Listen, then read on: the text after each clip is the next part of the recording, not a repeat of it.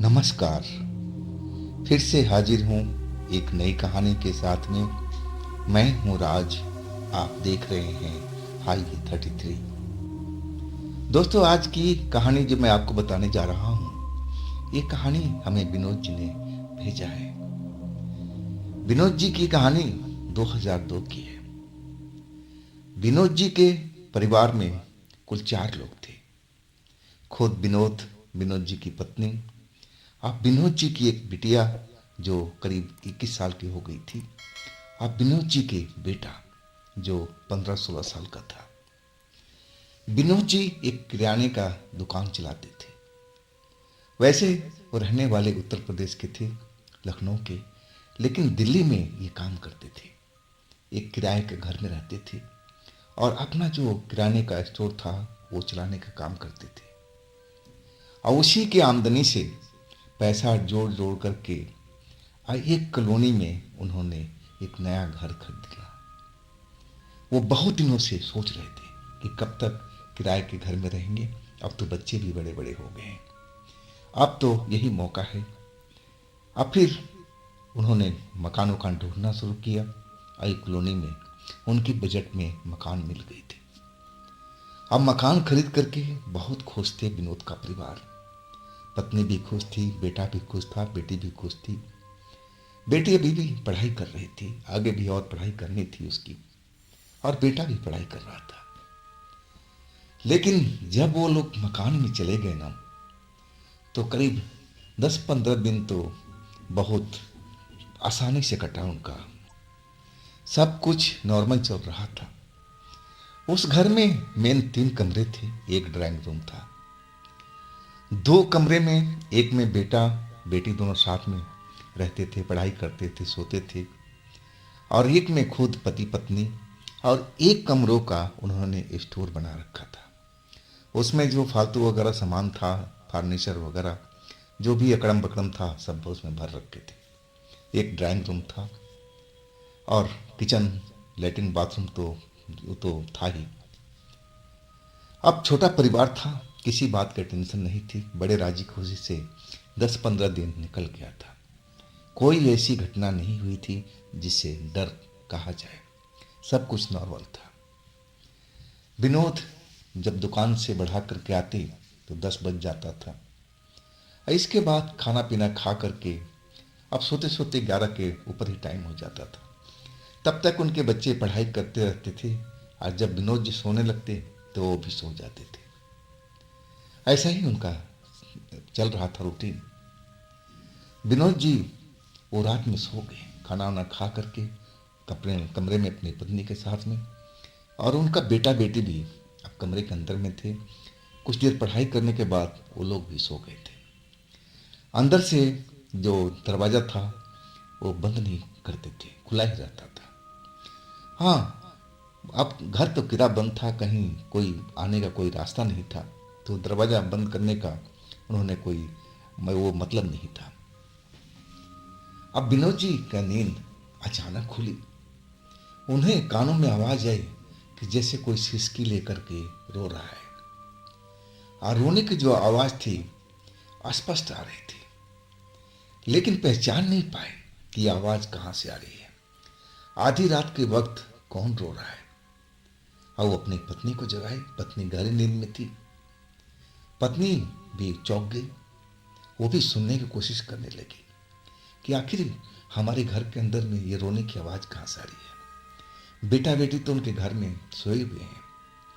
आवाज़ स्पष्ट तो आ रही थी कि हाँ, कोई सिसकी लेकर के रो रहा है, लेकिन आवाज़ को समझ नहीं पा रहे थे कि कौन रो रहा है। बेटा रो रहा है, बेटी रो रहा है, कोई अन्य रो रहा है, वो समझ नहीं पा रहे थे।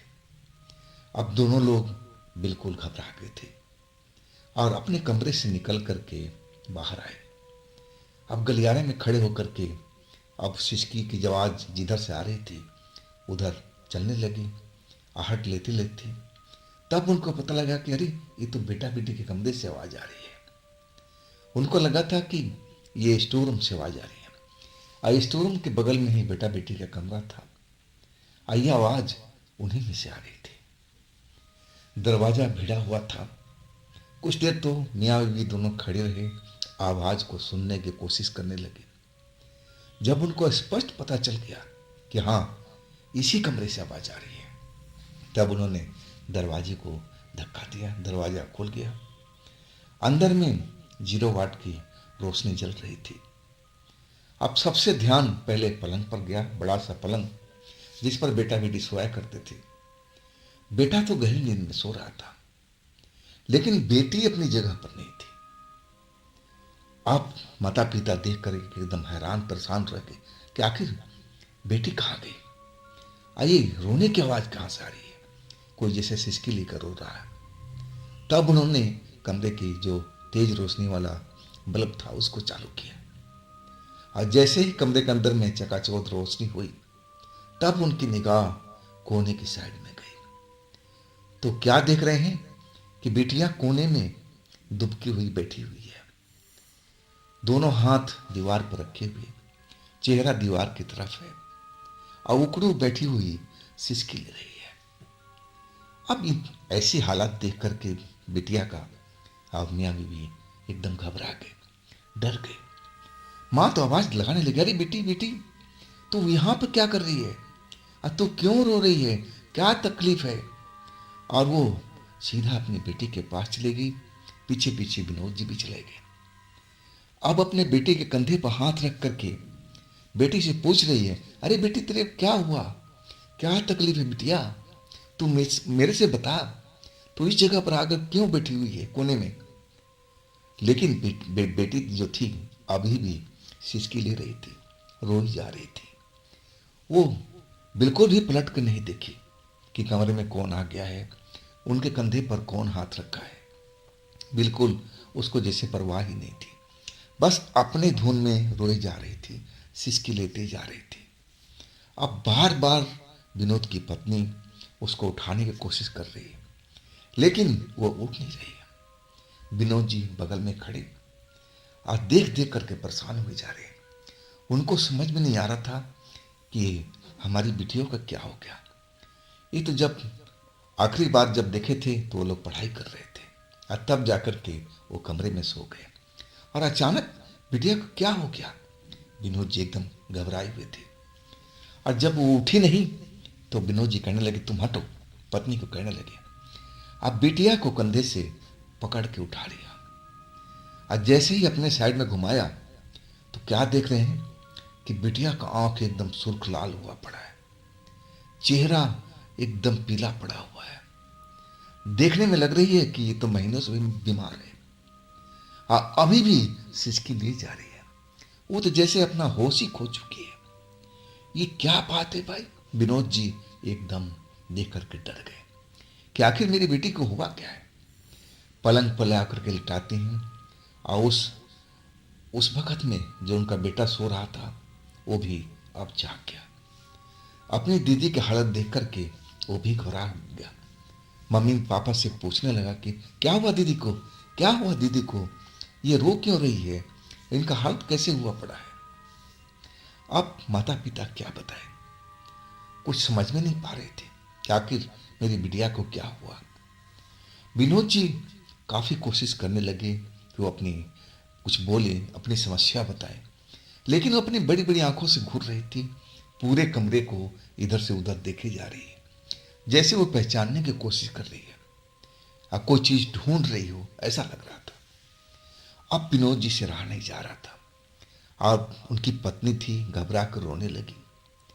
अब रोता देख अब जो विनोद जी का छोटा बेटा था वो भी घबरा गया, वो भी रोने लगा। विनोद जी एकदम और डर गए, परेशान हो गए कि भाई आधी रात के वक्त में मैं अब क्या करूं, क्या करूं। और जब कुछ समझ में नहीं आया तो सीधा किचन की तरफ भागे, पानी लेकर के गिलास में दौड़ पड़े। बिटिया के चेहरे पर पूरा का पूरा गिलास का पानी डाल दिया, और जैसे ही पानी डाला बिटिया फड़फड़ा करके जैसे ठंड लगा हो, और वो अपनी आंखें झपकाने लगी। अब फिर पलंग पर लुढ़क गई, आंखें बंद हो गई उसकी। अब ये सब देख करके और विनोद जी घबरा गए कि आखिर ये कौन सी बीमारी बिटिया को हो गया है, ऐसा ये क्यों बर्ताव कर रही है। अब पत्नी भी रोई जा रही थी, जो बेटा था वो भी रोई जा रहा था। बस विनोद जी पूरे परिवार को संभालने की कोशिश कर रहे थे। अपनी पत्नी को समझा रहे थे कि देखो रो मत, रोने से समस्या हल नहीं होगा। बेटे को समझा रहे थे कि बेटा तुम शांत रहो, मैं हूं ना, सब कुछ देख रहा हूं ना, शायद दीदी का तबीयत खराब हो गया तेरा और तभी ऐसा बर्ताव कर रही है। तुम लोग घबराओ मत, हम सुबह होते ही डॉक्टर के पास चलेंगे और दीदी का इलाज करवाएंगे, तुम लोग शांत रहो। अब फिर अचानक जो बिटिया थी, जो एकदम आंखें बंद करके जिसे लग रहा था कि सो गई, और अचानक आंखें खोल दी और भौचक्का से देखने लगी अपने मम्मी पापा को, अपने भाई को। अब पूछ बैठी, कह रहे आप लोग यहाँ पर क्या कर रहे हो? आइए, मेरे बाल क्यों गीला हुआ पड़ा? मैं तो अपने साइड में सो रही थी, मैं इस साइड में कैसे आ गई? अब होश में आ चुकी थी। मम्मी पापा पूछने लगे, कह रहे बेटी तेरे को क्या हुआ था? तू तो उस कोने में जा कर के बैठ करके उकड़ो और सिसकी ले रही थी, रो रही थी, तेरी आंखें सुर्ख लाल हुई पड़ी थी, चेहरा पीला पड़ा हुआ था, तो क्या हुआ था बेटी? लेकिन बिटिया एकदम मना करने लगी कि नहीं, मैं तो अपना बिस्तर पर सोई हुई थी, अपनी जगह पर सोई हुई थी, भाई इधर साइड में था, मैं दीवार के साइड में थी, मुझे क्या हो गया, मैं तो ठीक हूं, जैसे थी मैं वैसे ही हूं। अब विनोद जी, उनकी पत्नी आपस में देखने लगे, जैसे समझने की कोशिश कर रहे हो कि जो हमने देखा, जो हमने महसूस किया, और उसको बिटिया झुठला रही है। लेकिन विनोद जी की पत्नी समझदार थी और वो बात को समझ गई। अब फिर अपने पति का हाथ पकड़ करके कमरे से बाहर लाई और फुसफुसाती हुई कहने लगी कि देखो जी, मामला कुछ अलग लग रहा है, ये मामला मुझे थोड़ा थोड़ा समझ में आ रहा है। कहीं मेरे बिटिया के ऊपर में कोई भूत का साया ऐसा तो नहीं आ गया? मैंने सुना है कि ऐसे ही भूत के साया लोगों के शरीर में प्रवेश कर जाता है और वो अपने होश में नहीं रहते, तो कहीं ऐसा ही तो नहीं हुआ है? लेकिन विनोद जी भूत प्रेत को मानने वाले व्यक्ति नहीं थे और वो मानना भी नहीं चाहते थे। वो अपनी पत्नी को डांटने लगे, अरे क्या तुम बात कर रही हो, भूत प्रेत कोई नहीं होता है, बिटिया जरूर किसी सदमे में पड़ गई होगी, कोई सपने में आ चुकी होगी, और ये सब खेल जो हुआ है उसके साथ शायद सपने की वजह से हुआ है, घबराओ मत, सब कुछ ठीक हो गया, बिटिया देखो होश में आ गई ना, अब सब कुछ ठीक हो जाएगा। फिर वो लोग दोबारा कमरे में आए। अब जो उनका भाई बेटा था छोटा वाला, अभी अपनी बहन की तरफ देख रहा था और वो पूछने की कोशिश कर रहा था, लेकिन पूछ नहीं पा रहा था कि आखिर दीदी तुम्हारे साथ क्या हुआ था। लेकिन वो कुछ पूछ नहीं पा रहा था, बस देखे जा रहा था। अब विनोद जी वापस कमरे में आकर के अपनी बिटिया से पूछने लगे कि बेटा तू बता, रात में कोई भयानक सपना तो नहीं देखी तूने? अब बिटिया जैसे ध्यान करने की कोशिश करने लगी। अब फिर नाम में सर हिला दिया कि नहीं पापा, मुझे तो बिल्कुल याद नहीं है। अब विनोद जी समझ गए कि अब इसको सपना याद नहीं होगा, भूल गई होगी, लेकिन जरूर ये सपने का ही कारनामा है। आइए भयानक सपना बिटिया के साथ में आया होगा, आइए पलंग से नींद में ही उठ करके कोने में जाग गई हो, ये कोई भूत प्रेत का खेल नहीं है। फिर कुछ देर बैठने के बाद बिटिया से पूछने लगे कि बेटी अब तेरी तबीयत कैसी है? तो बिटिया कहने लगी मुझे क्या हुआ, मैं तो बिल्कुल सही हूँ, आप लोग जाओ अपने कमरे में और मुझे भी नींद आ रही है, मुझे भी सोने दो। अब जो छोटा बेटा था अब दीदी की तरफ देख रहा था तो बोल ही पड़ा कि दीदी आपके साथ क्या हुआ था? मैंने भी देखा था, आप अपने होश में नहीं थी। तब जो दीदी थी डांटने लगी कि नहीं नहीं, मैं बिल्कुल ठीक हूँ, हाँ तू सो सो ले, अभी रात बहुत है। अब फिर विनोद जी उनको कमरे में छोड़ करके जब वो लोग बिस्तर पर सो गए, कुछ देर तक टहलते रहे और जब देखा कि दोनों बच्चे सो गए हैं, तब पति पत्नी अपने कमरे में आ गए।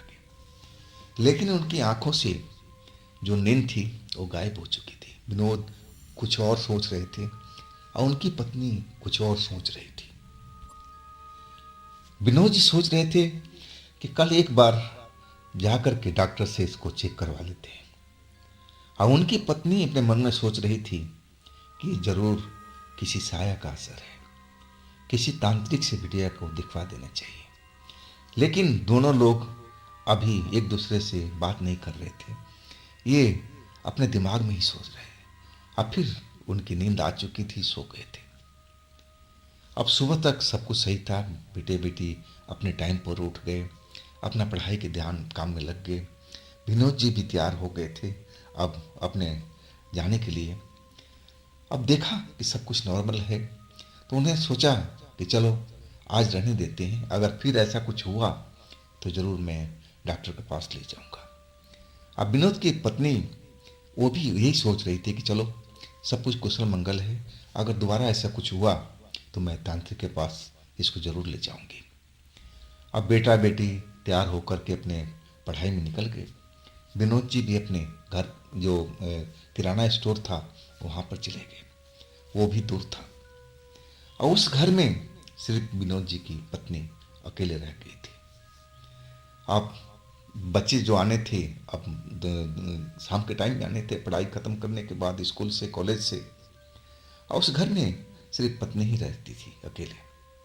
अब दोपहर हो चुका था, खाना पीना खा करके अब पत्नी अपने कमरे में पलंग पर लेटी हुई थी, और अचानक जैसे स्टोर रूम से कुछ शोर होने लगा, आवाज आने लगी जैसे किसी भारी वस्तु को घसीटा जा रहा है दोपहर के टाइम में।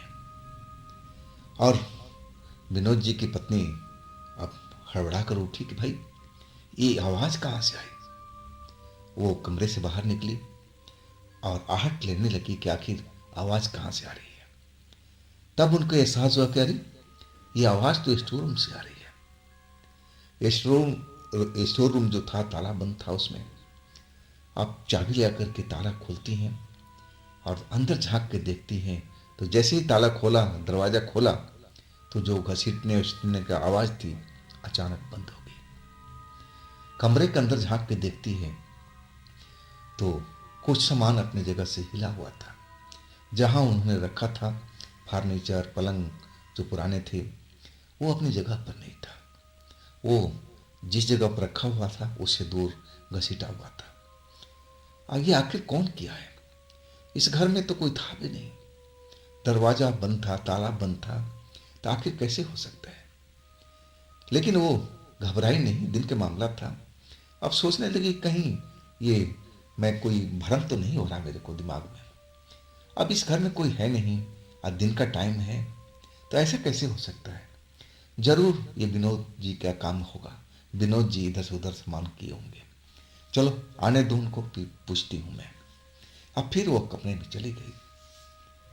जब अब बिस्तर पर लेटी सोने के लिए आके उनकी नींद आ रही थी, तभी वो फिर आवाज आनी शुरू हो गई। आवाज जैसे आई फिर वो घबरा गई। लग रहा था कि जैसे सामान को घसीटा जा रहा हो, और दौड़ते हुए आई। स्टोर रूम अभी खुला हुआ था, ताला लटका रखा था। और जैसे ही दरवाजा खोला, आवाज जो आ रही थी शांत हो गई। और जो सामान जहां पड़ा हुआ था अब उस जगह पर नहीं था, वो अपने पहले स्थान पर आ चुका था। ये सब देख करके विनोद की पत्नी बिल्कुल डर गई, कांपने लगी डर से कि हे भगवान ये क्या हो रहा है। ये तो दिन में ही हमारे घर में लग रहा है कोई भूत प्रेत आ चुका है। इतना भारी पलंग को पहले इस जगह पर दूसरी जगह लाया जाता है, अब फिर उसको फिर दोबारा उसी जगह पर रखा जाता है। जरूर हमारे घर में भूत प्रेत शैतानी आत्मा आ गई है। अब वो डर गई थी, इंतजार करने लगी अपने बच्चों की। बच्चे ही पहले आते थे, विनोद जी तो रात में आते थे। डर लग रहा था, लेकिन ये घर की बात अपने पड़ोस में किसी से बताना नहीं चाहती, ताकि उनकी बदनामी न हो। डरी हुई अब पूरा जो समय व्यतीत कर रही थी। और वो जो दरवाज़ा था अब उन्होंने खुला ही छोड़ दिया था, उसको बंद नहीं किया। और इसके बाद उस कमरे से बिल्कुल आवाज़ नहीं आई। लेकिन वो डरी हुई दिन पर रही। जब उनके बेटा बेटी आ गए तब उन्होंने राहत का सांस दिया।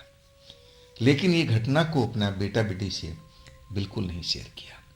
कहीं बेटा बेटी डर ना जाए, घबरा ना जाए। अपने पति को इंतजार करने लगी।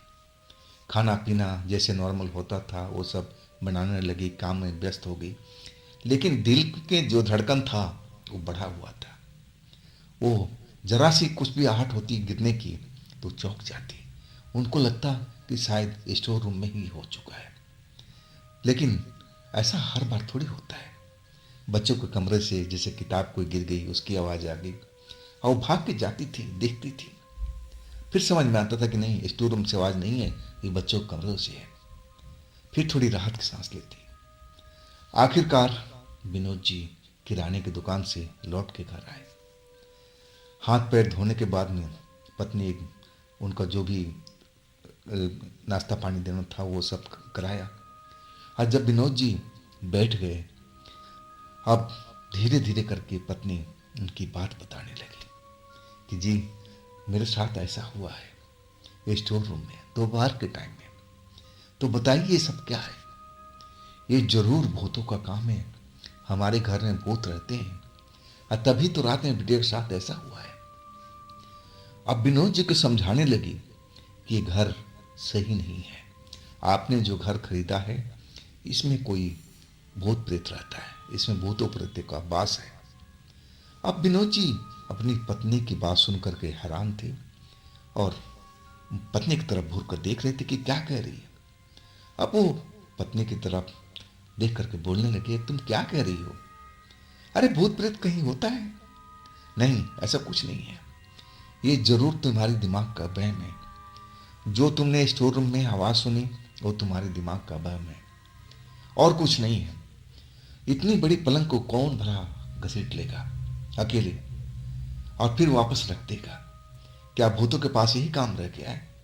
एक तरह से वो हंसी मजाक करके उस बात को टालना चाहते थे, लेकिन पत्नी बार बार कह रही थी कि नहीं जी, हमारे घर में भूत प्रेत है, हमें किसी तांत्रिक से दिखाना चाहिए।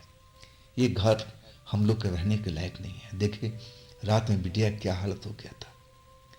विनोद जी थोड़ा अंदर से जरूर घबरा गए थे, लेकिन अपना जो डर पत्नी के सामने दिखाना नहीं चाहते थे। और कहने लगे ऐसा कुछ नहीं होगा। अगर ऐसा होगा तो जैसा तुम कह रही हो हम किसी तांत्रिक को जरूर बुला के लाएंगे, लेकिन मैं नहीं मानता कि हमारे घर में कोई भूत प्रेत है। अब पत्नी को समझा करके एक तरह से खाना पीना सब शुरू हो गया। एक साथ बैठ करके बच्चों ने और आपस में मिलकर खाना वाना खाया। अब फिर विनोद जी अपनी पत्नी के साथ बच्चों के कमरे में चले गए। वहाँ कुछ देर बच्चों से बात करते रहे। बिटिया बिल्कुल नॉर्मल थी जैसे हर रोज रहा करती थी। और आखिरकार बिटिया कहने लगी, पापा आप लोग जाओ, हमें भी नींद आ रही है। इसके बाद विनोद और उनकी पत्नी कमरे से बाहर निकल आए। बिटिया और बेटे अपना पलंग पर सो गए थे। अब विनोद जी अपने कमरे में पत्नी के साथ आकर के बैठ के अब आपस में बात करने लगे। विनोद कहने लगे, देखा अगर बेटियों का भूत का असर होता ना बेटी पर तो जरूर नजर आता। ऐसा कुछ नहीं है, ये तुम्हारे मन का वहम है। देखो सब कुछ सही चल रहा है। इसके बाद विनोद जी पलंग पर लेट गए, पत्नी भी लेट गई। पत्नी बिल्कुल ज़्यादा डरी हुई थी। उसको आशंका था कि जैसे कल रात में बिटिया के साथ हुआ है कहीं आज रात भी ना हो। और उसका आशंका बिल्कुल सही निकला। जैसे ही आधी रात हुई और वही सिसकी की आवाज सुनाई पड़ने लगी। जैसे ही कानों में आवाज आई, पति को देखा। पति गहरी नींद में थे और उनको उठाने लगे। पति भी हड़बड़ा के उठे, कहने लगे, क्या हुआ क्या हुआ? तब पत्नी ने बताया कि देखो फिर वही आवाज आ रही है, जरूर बेटे के ऊपर में कोई भूत आ चुका है। अब इसके बाद विनोद जी आहट लेने लगे और वाकई हो ऐसी ही आवाज आ रही थी। अब फिर दोनों लोग भागते हुए बेटे बेटी के कमरे में पहुंचे। अब जैसे ही नजर पलंग पर गई तो देखा कि बिटिया अपने पलंग पर नहीं है। रोशनी किया गया, बड़ा रोशनी जलाया गया तो क्या देखते हैं कि उस सेम जगह पर, जिस जगह पर रात में बिटिया जैसे उकड़ू बैठी हुई थी, दीवार पर दोनों हाथ रख करके सिसकी ले रही थी, वैसी ही पोजीशन में थी। अब घबराते हुए डरते हुए दोनों लोग बिटिया के पास पहुंचे, उसको उठाने की कोशिश करने लगे, लेकिन इस बार बिटिया उठी नहीं। जोर से धक्का दिया अपने पापा को, पापा दूर जाकर गिरे। अब पत्नी जो थी, मम्मी उनकी, वो भी डर गई और अचानक बिटिया जो दीवार की तरफ मुंह किए हुई थी, अब अपना मुंह घुमा लिया सामने की तरफ और अपनी मम्मी को देख के कहने लगी, मैं इसको मार दूंगी, मैं इसको मार दूंगी, मैं इसको मार दूंगी। 3 बार ऐसी ही आवाज। अब फिर बिटिया जमीन पर गिर करके बेहोश हो गई। अब तो रोना धोना मम्मी का शुरू हो गया था। दौड़ के दोबारा आई, पापा भी उठकर आए, चोट लगी हुई थी, फिर भी उन्होंने साहस किया, बिटिया को उठा करके पलंग पर लिटाया और तब तक उनका छोटा बेटा भी जग चुका था। अब ऐसी हालात और परिस्थिति देख करके वो भी डर गया, वो भी एक तरह से रोने लगा। आखिर क्या हुआ दीदी को, ये क्या हुआ, कल भी ऐसा ही हुआ था, आज ये क्या हो गया मेरी दीदी को, वो रोने लगा। अब सबके सब लोग दहशत में थे कि आखिर हुआ तो क्या हुआ। बिटिया बेहोश पड़ी हुई थी, अभी भी होश नहीं था उसको, चेहरा एकदम पीला पड़ा पड़ा हुआ था, आंखें खोल नहीं रही थी।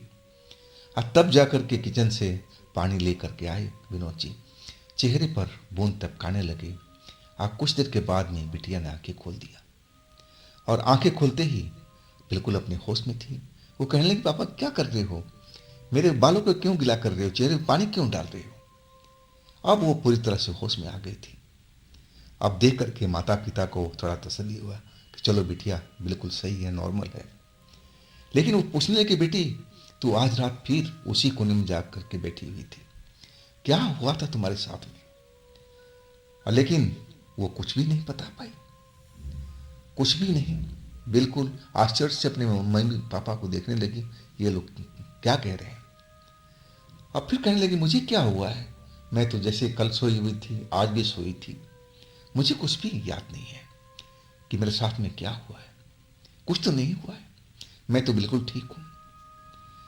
अब लेकिन मम्मी पापा जो थे बिल्कुल डर गए थे। अब तो जैसे आवाज जैसे 3 बार सुना था कि मैं मार दूंगी, मैं मार दूंगी, वो एकदम डर गए थे। सारी रात उसी कमरे में उन्होंने बिताया। उनकी जो माँ थी, बिटिया की माँ, विनोद जी की पत्नी, थोड़ा पूजा पाठ करने वाली औरत थी और अपने देवी देवताओं को वो हाथ पैर जोड़ने लगी, प्रार्थना करने लगी कि मेरी बिटिया को रक्षा कीजिए, इस घर को रक्षा कीजिए। और इस तरह पूरी रात जागते हुए बीत गई। अब सुबह बिल्कुल विनोद जी अपने किराना स्टोर पर जाना था, अब रुक गए। पत्नी जो कह रही थी वो करना चाहते थे। अब वो तांत्रिक की खोज में चले गए, तांत्रिक मिला भी और लेकर आए भी। जैसे ही तांत्रिक घर के अंदर पैर रखा, अब वो बता दिया कि अरे इस घर में तो कोई शक्तिशाली आत्मा है। अब विनोद जी एकदम डर गए, अब तांत्रिक तरफ देखने लगे। वो कहने लगा, हाँ हाँ, इस घर में एक शक्तिशाली आत्मा का वास है, ये कैसे आपने घर खरीद लिया। अब विनोद जी क्या बोले, अब कहने लगे, प्रभु आप जो करना है कीजिए और उस आत्मा को इस घर से भगा दीजिए। अब तांत्रिक अब पूरा घर के अंदर आ गया। बिटिया भी जो पलंग पर बैठी हुई थी अब उसको देखने लगा और उसकी आंखों को देख करके अब वो कहने लगा कि कब से शुरू हुआ है खेल, कब से बिटिया के ऊपर में ऐसा कुछ हो रहा है। तब विनोद जी बोले, भाई ये दूसरी रात हो बीत चुका है, इससे पहले कभी नहीं हुआ है।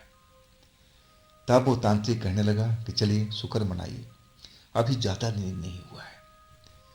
बस 2 ही तरीका है, या तो अपने घर में पूजा पाठ करके इस आत्मा को घर से भगवाइए या फिर इस घर को हमेशा के लिए खाली कर दीजिए। 2 ही ऑप्शन है आपके पास में। अब विनोद के पापा मम्मी कहने लगे कि आप जो भी पूजा पाठ करना चाहते हो, पूजा पाठ करके हमारे घर को शुद्ध कीजिए, इसी आत्मा को इस घर से निकालिए। अब जो तांत्रिक थे अपने पूजा पाठ का सामान दिखवाने लगे कि भाई इतना सामान लगेगा। अब विनोद जी कहने लगे कि ठीक है, सब कुछ मैं ला कर देता हूँ। अब फिर सारा सामान इकट्ठा हुआ। इसमें करीब करीब दोपहर के ऊपर का टाइम हो चुका था। बिटिया को जाना भी था कॉलेज में, लेकिन मना कर दिया तांत्रिक ने कि आज कहीं पर किसी को नहीं जाना है, जो भी है इस घर में यहीं पर रहेगा, हाँ तभी ये काम पूरा हो पाएगा। अब बिटिया भी आश्चर्य में थी कि ये सब क्या हो रहा है। बेटे भी डरा हुआ था। अब पूजा पाठ शुरू हो गया उसी कमरे में जहाँ पर ये सब हमला हुआ था बिटिया के साथ में, और उसी जगह पर अब कमरे में हवन पाठ जो पूजा विधि होती है सब हो रहा था। शाम को करीब 5 बज गया था। तब वो तांत्रिक बोला कि अब आपको घबराने की जरूरत नहीं है, मैंने उसको उस आत्मा को इस घर से भगा दिया है। अब आपके जो परिवार है सुख शांति से यहाँ पर रह सकता है, और आपकी बिटिया भी अब सुरक्षित है। अगर दोबारा ये इसके साथ कोई हाल होगा तो आप हमें ज़रूर बताइएगा। अब इतना सुनने के बाद विनोद जी के दिल में तसल्ली हुई, उनकी पत्नी के दिल में भी अब तसल्ली हुई, चलो अब हमारे घर से भूत निकल गया। हाँ, वास्तव में ऐसा ही हुआ था। उसके बाद में उस घर के अंदर में ऐसी कोई दोबारा घटना नहीं हुई। अब विनोद जी को भी समझ में आ गया कि हाँ, वो भूत प्रेत को जरूर नहीं मानते थे, लेकिन भूत प्रेत का अस्तित्व इस दुनिया में है, तभी तो वो सब रात में ये सब खेल हुआ था। बिटिया के ऊपर कोई आत्मा आ गई थी। हाँ, जो उनकी पत्नी दिन के टाइम में स्टोर रूम में जो सब कुछ महसूस किया था, देखा था, वो भी सब कुछ सत्य था। तो दोस्तों, ये थी कहानी विनोद जी की।